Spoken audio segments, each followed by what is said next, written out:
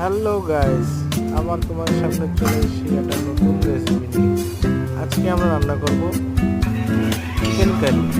সবাই মনোযোগ দিয়ে দেখবেন, আশা করি রান্নাটা ভালো হবে। এখন একে একে আমরা করে নেবো সব কিছু আস্তে আস্তে দেখতে থাকি। চলো বন্ধুরা, আমরা কড়াইতে দিয়ে দিলাম আলু এখন ফ্রাই হবে। আমাদের একজন শেফ করছে, আমরা আস্তে আস্তে ফ্রাই করে নেবো। দেখতে থাকো, আলুটা ফ্রাই হচ্ছে। একদিকে আমাদের আদা রসুন পেঁয়াজ ছোলা শুরু হয়ে গেছে রান্নার জন্য। আদাগুলি রসুন নিয়ে নিয়েছি।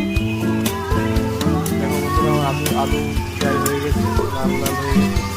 এখন আমরা এটা আস্তে আস্তে লাগিয়ে নেব। আলুটা ফ্রাই হয়ে গেছে।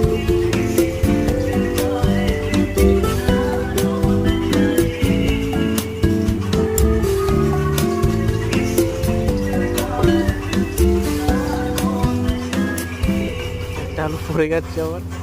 এখন আমরা দিয়ে দিলাম গরম তেলের মধ্যে শুকনো লঙ্কা, তেজপাতা, জিরা, লং, এলাচ, যাবতীয়। এখন আমরা প্রথমে দিয়ে দিলাম পেঁয়াজ, স্লাইস করা পেঁয়াজ। পেঁয়াজটা আবার হালকা আমরা লালচা করে ভেজে নেবো, ব্রাউন ব্রাউন করে।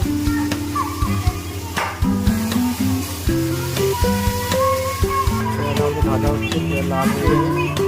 এখন আমরা দিয়ে দেবো ginger garlic paste. Ginger garlic paste চলে আসছে। জিঞ্জার গার্লিক পেস্ট আর পেঁয়াজটা ভালো করে ভেজে নেবো।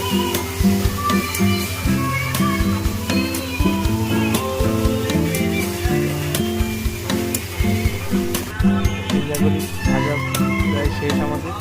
এখন আমরা দিয়ে দেবো স্লাইস করে কাটা টমেটোগুলো বেশ লাল করে। আজকে নিয়ে এসেছিলাম বাঙালি মার্কেট থেকে। কাঁচা লঙ্কা মাঝখানে প্রায়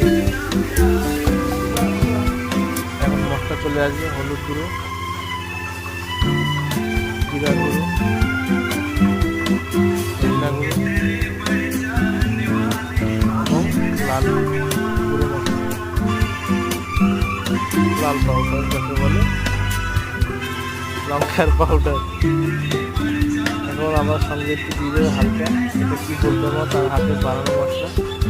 সেই চিকেন মশলা কাউকে বলতে না বলছে, তাও আপনি যদি জানতে চান অবশ্যই কমেন্ট করবে, আমি তার অবশ্যই আপনাকে জানাবো।